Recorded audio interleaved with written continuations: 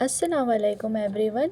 तो आज की इस वीडियो में हम लोग डायपोल मोमेंट को डिस्कस कर रहे होंगे और इसके बाद हम electric field due to dipole moment की डेरिवेशन कर रहे होंगे। तो चलिए डिस्कस करते हैं कि इलेक्ट्रिक डायपोल क्या है। इसको हम इलेक्ट्रिक डायपोल भी कहते हैं, डायपोल मोमेंट भी कहते हैं। आपके सामने डेफिनेशन लिखी हुई नज़र आ रही होगी कि it is defined as the product of magnitude of any one charge and the distance between two charge. अच्छा, आप समझते हैं कि इस डेफिनेशन का एक्चुअली मतलब क्या है। फ़र्ज़ करें मेरे पास दो चार्जेस हैं, ठीक है। ये एक चार्ज है मेरे पास माइनस क्यू, ठीक है, और एक चार्ज है मेरे पास प्लस क्यू। अच्छा, अब डायपोल मोमेंट होता क्या है? डायपोल मोमेंट या फिर इलेक्ट्रिक डायपोल बोल रहे हैं आप लोग, इसको दोनों कह सकते हैं, कोई वो नहीं है इसमें, ठीक है। अच्छा, इसके लिए क्या है, ये एक प्रोडक्ट है magnitude of any one charge, ठीक है, और उन दोनों के दरमियान के डिस्टेंस का, ठीक है। इसमें क्या है, ये डायपोल मोमेंट को इन शॉर्ट हम एक कहते हैं, ये एक वो है फिनोमिना है, इसको हम एक फिनोमिना कह सकते हैं, या फिर और सिंपल लैंग्वेज में हम इसे एक सिंपल सिस्टम कह सकते हैं, जिसमें हमारे पास दो चार्जेस होते हैं, ठीक है, जिनका मैग्नीट्यूड सेम होता है और नेचर अपोजिट होती है। अच्छा, अब मैग्नीट्यूड सेम है, नेचर अपोजिट है, इसका क्या मतलब है?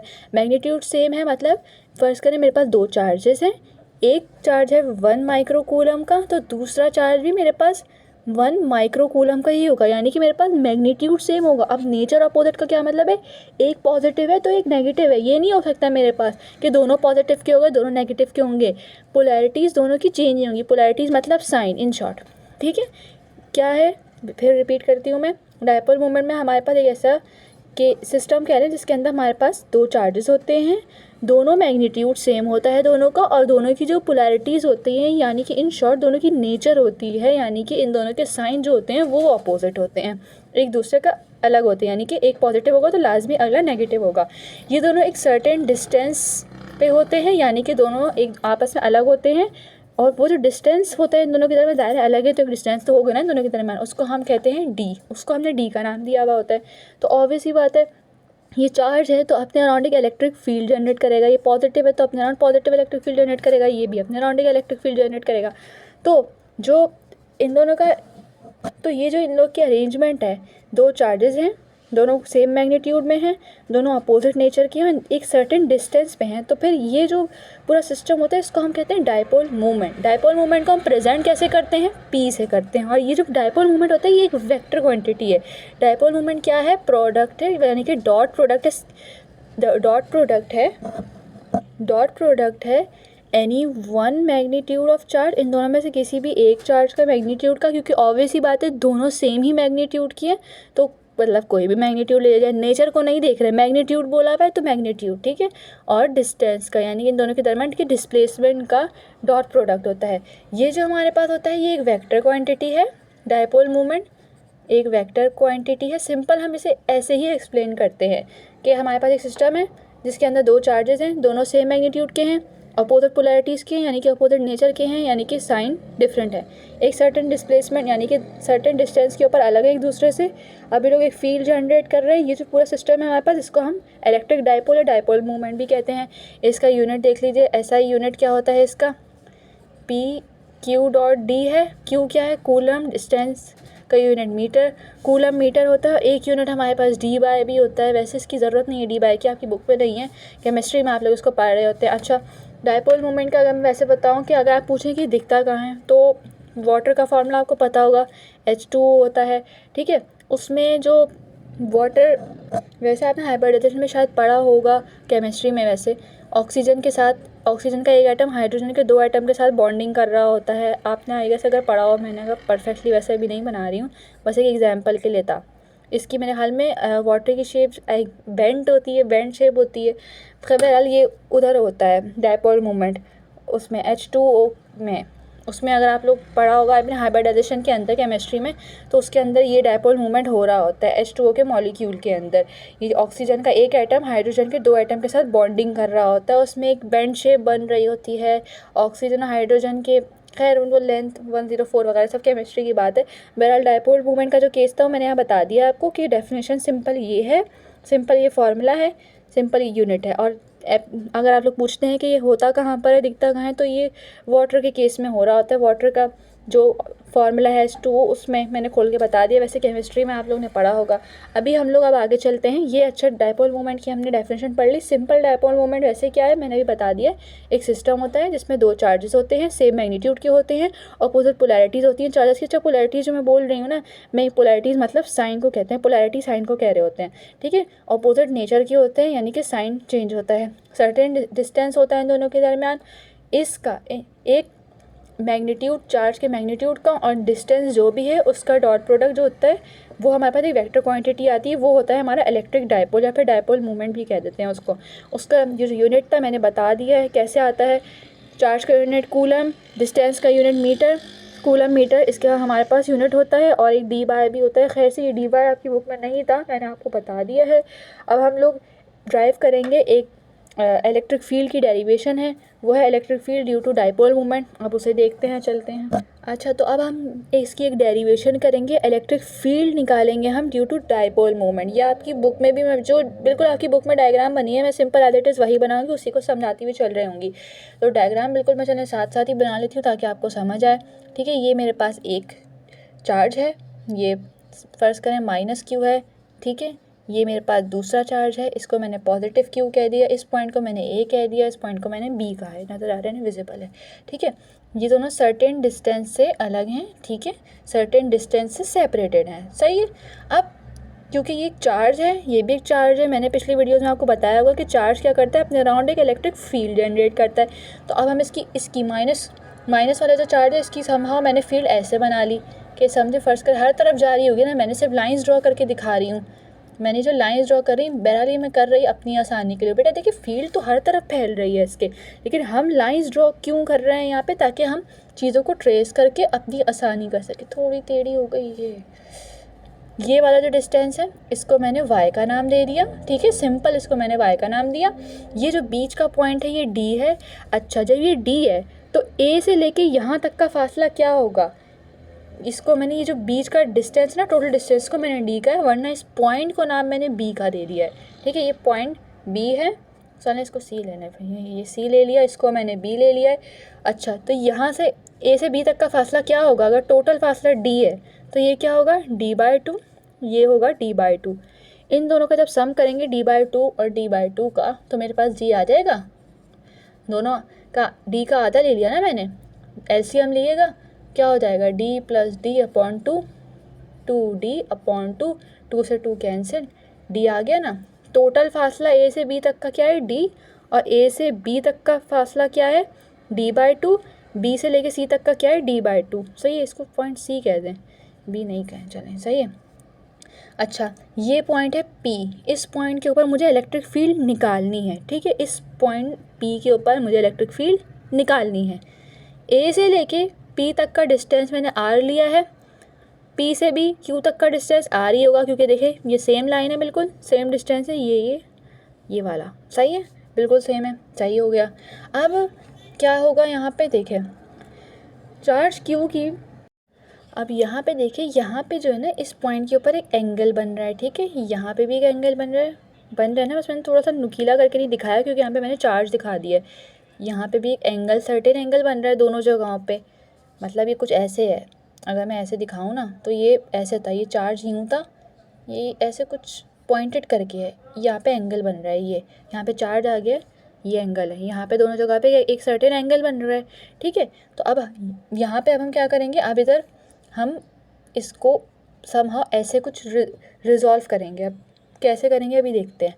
इलेक्ट्रिक इंटेंसिटी यहाँ पे जो होगी, यहाँ पे पॉजिटिव चार्ज की आएगी, ठीक है, क्योंकि यहाँ पे ऐसे जा रहा है, बिल्कुल ये लाइन स्ट्रेट जा रही है, तो यहाँ पे हमने इसकी ट्रेस करते हुए पॉजिटिव चार्ज की इलेक्ट्रिक इंटेंसिटी को करेंगे। अब इसके हम कॉम्पोनेंट्स बनाते हैं, चलें, ठीक है। हम कंपोनेंट्स में तोड़ेंगे, ज़ाहिर है हमें यहाँ पे पॉइंट P के ऊपर इलेक्ट्रिक इंटेंसिटी चाहिए, तो कैसे करेंगे, हम कैसे निकालेंगे, कुछ ना कुछ हमें तोड़ फोड़ तो करनी पड़ेगी ना, जब जाके हम लोग कर सकेंगे, ठीक है। अब यहाँ पे ऊपर देखें, यहाँ पे जब कोई एंगल बन रहा है सर्टेन, तो इस साइड के ऊपर भी वही एंगल बनेगा, ठीक है। अब मैंने पिछली वीडियो में एक बात बताई थी, आपको याद हो या ना हो, कि जहाँ पे वेक्टर जो है जिस लाइन के साथ एंगल बना रहा होता है ना, वही उसका कॉस बनता है। तो यहाँ पे हमारा कॉस क्या होगा, ये वाली जगह, ये हमारा कॉस हो जाएगा, जिसको मैंने बोला है E due to plus cos theta. ये E प्लस यानी कि electric intensity due to positive charge. ठीक है, अब यहाँ पे देखो ये जो माइनस क्यू वाला चार्ज है इसकी समहाउ हमें ऐसे बनाना चाहिए था, यहाँ पे इलेक्ट्रिक इंटेंसिटी होगी। ठीक है, लेकिन यहाँ पे भी एक एंगल बनेगा वैसे तो, वो जो एंगल यहाँ बनेगा वो हम यहाँ आपकी किताब में यहाँ बना हुआ है तो उसको मैं इधर बना के दिखा रही हूँ आपको। ठीक है, बिल्कुल एज इट इज़ जैसे आपकी किताब में हुआ हुआ है ना काम, वैसे मैंने इसको करा है। जो एंगल इस साइड पे बनेगा वही इधर बनेगा। ऑपोजिट एंगल जो होते हैं बराबर होते हैं, मैथ्स में एक थ्योरम है ये।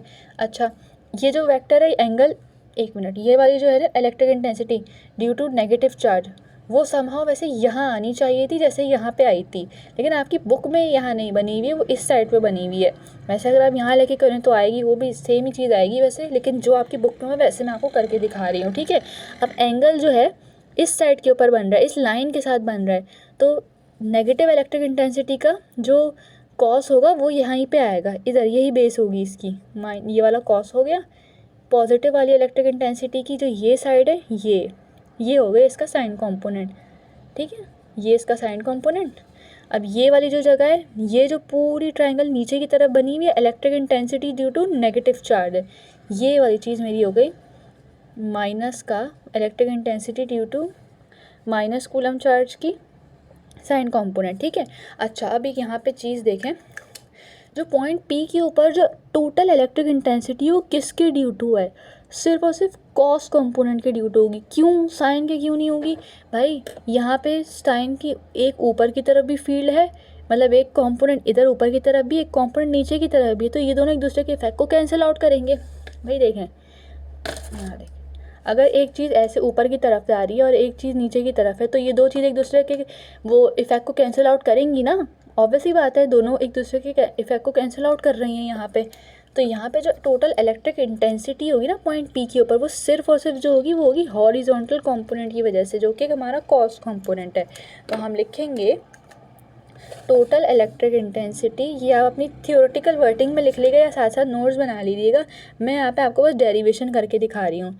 Due to E plus cos theta electric intensity due to positive charge, ठीक है, प्लस इलेक्ट्रिक इंटेंसिटी। ये आप ये मत समझिएगा कि यहाँ पे मैंने जो लिखा है ई प्लस कॉस थीटा, ये ई प्लस कॉस थीटा है, ये समहाउ ऐसे लिखा हुआ है, ये ई प्लस ऐसे नीचे है कॉस थीटा ऐसे लिखा हुआ है। ठीक है, ये ऐसे नहीं है ई प्लस कॉस थीटा, ई के अंदर कॉस थीटा प्लस हो रहा है, ये नहीं है बिल्कुल भी, ये है ई प्लस प्लस थोड़ा नीचे आएगा कॉस थीटा, ये है।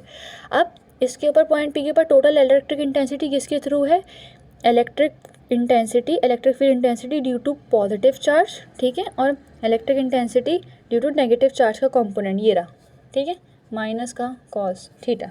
ठीक है, अब इलेक्ट्रिक इंटेंसिटी का पीछे एक फॉर्मूला पढ़ के आए थे, मैंने पढ़ाया था के क्यू अपॉन आर स्क्वायर। ठीक है, यहाँ पे उस फॉर्मूले को रखें, k q upon r square cos of theta plus k q upon r square cos theta.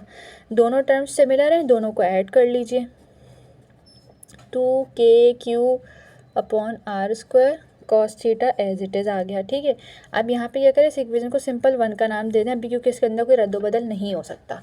सही है, अब हम क्या करेंगे, यहाँ पे देखें, ये इसको राइट एंगल ट्रायंगल कंसिडर करेंगे, ए साइड ए बी और पी को, यहाँ मैं छोटा करके दिखा देती हूँ। देखें, consider right angle triangle A B P, ये रही, यहाँ मैं ऐसे छोटा बना के दिखा रही हूँ इसको, देखें इसको।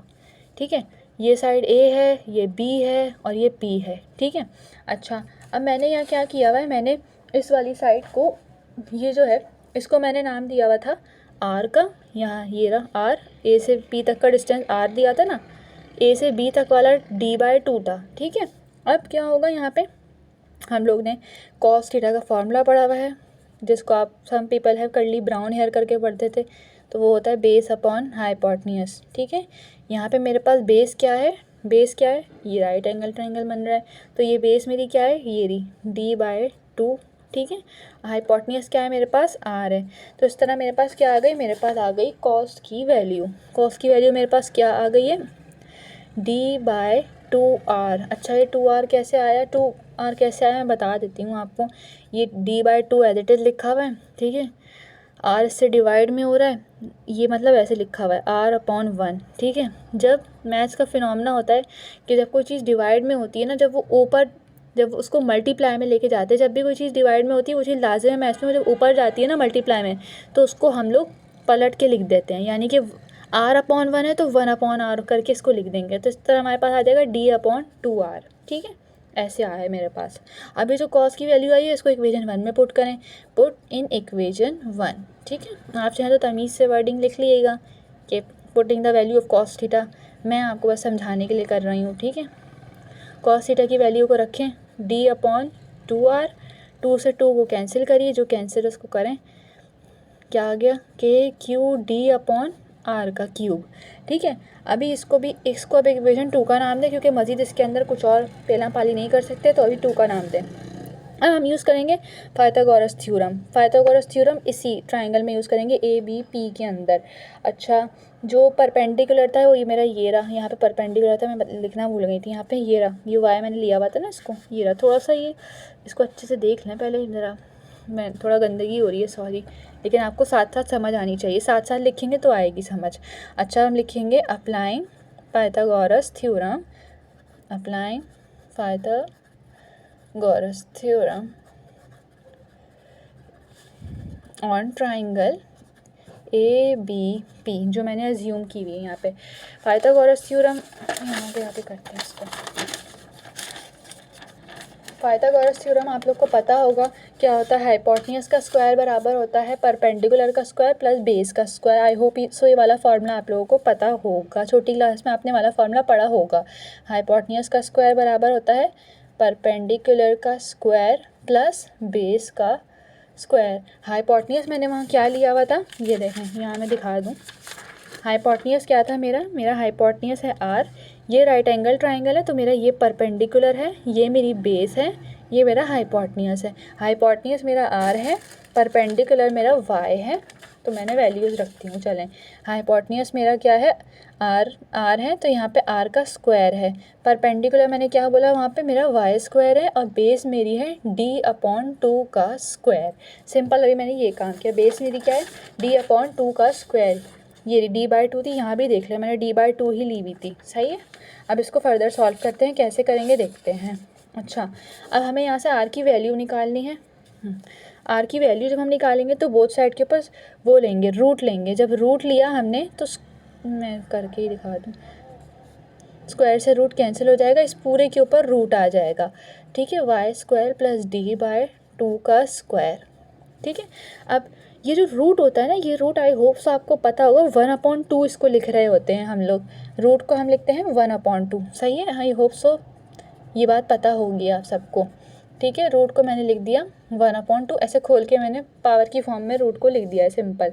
अच्छा, अभी जो मेरे पास R की वैल्यू आई है ना, इसको इक्वेशन 2 में सब्सटीट्यूट करें, जो हमने यहाँ इक्वेशन 2 बनाई थी, ये देखें कहाँ थी, ये रही ना, यहाँ पे इक्वेशन 2 बना के छोड़ी थी, यहाँ पे R की वैल्यू वो सब्सटीट्यूट करें जो हमने ये निकाली हुई है, लिख दें यहाँ पे, पुट इन इक्वेशन नंबर 2। हाथ के हाथ से इस चीज़ को समझते हुए करेंगे तो इंशाल्लाह कोई मसला नहीं होगा।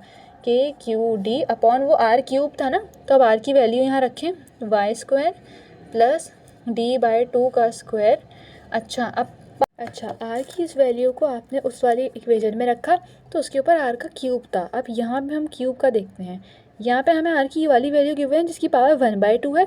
तो ये जो 1/2 है, जब हम इसको 3 से मल्टीप्लाई करेंगे, 1/2 है 3 से मल्टीप्लाई करेंगे, क्योंकि 1/2 का इन शॉर्ट हम क्यूब मतलब ऐसे रख रहे हैं ना वैल्यू, ये R³ है, तो ये वाली पूरी वैल्यू की जब हम इसको रखेंगे तो ये समहाउ इस पूरे के ऊपर 3 आ जाएगा, ये 3 इस 2 से जाके इस 1 से जाके मल्टीप्लाई हो जाएगा, तो ये इसके ऊपर होल पावर क्या आएगी 3/2।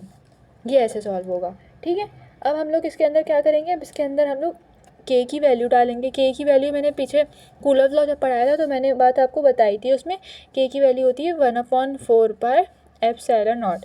इस इक्वेशन में रखी है वैल्यू, K की जगह मैंने रख दिया 1/4πε0, ठीक है। Q × D, सिंपल अभी यहाँ पे काम किया। अब हम लोग यहाँ पे क्या करेंगे, हम लोग इधर से Y² को कॉमन आउट करेंगे, ठीक है। देखते हैं कॉमन आउट कैसे करेंगे। Y² as it is Y square को जब मैंने कॉमन आउट करूँगी ना, तो इसके ऊपर 3/2 जो पावर है 3/2 ये इसके ऊपर भी वाई स्क्वायर के ऊपर, तो 3/2 पावर भी इसके ऊपर साथ साथ आएगी। अच्छा, जब मैंने वाई स्क्वायर को यहाँ से कॉमन आउट कर लिया तो यहाँ पे क्या बचा, 1 बच गया। ठीक है, अब कॉमन आउट करने का क्या तरीका होता है, जब वाई स्क्वायर को मैंने यहाँ से कॉमन ले लिया तो इस साइड पे 1 आ जाएगा, और जिस टर्म के नीचे वाई स्क्वायर नहीं लिखा होगा उसके नीचे वाई स्क्वायर हम लिख देंगे। तो ये क्या लिखा हुआ है यहाँ पे, 1/y स्क्वायर आ जाएगा एज इट इज़, और d/2 का होल स्क्वायर। ठीक है, ये सिंपल इसका होल क्यूब, मतलब सॉरी 3/2 पावर, क्यूब नहीं है। ठीक है, कैसे हुआ मतलब। अच्छा, इसको अगर नहीं समझ आया तो वापस रिवाइंड करके देखें, मतलब मैं इसका रिवर्स स्टेप करके दिखा देती हूँ, वापस इस पूरे को इससे मल्टीप्लाई करके दिखा देती हूँ, आप देखिएगा यही स्टेप वापस आ जाएगा।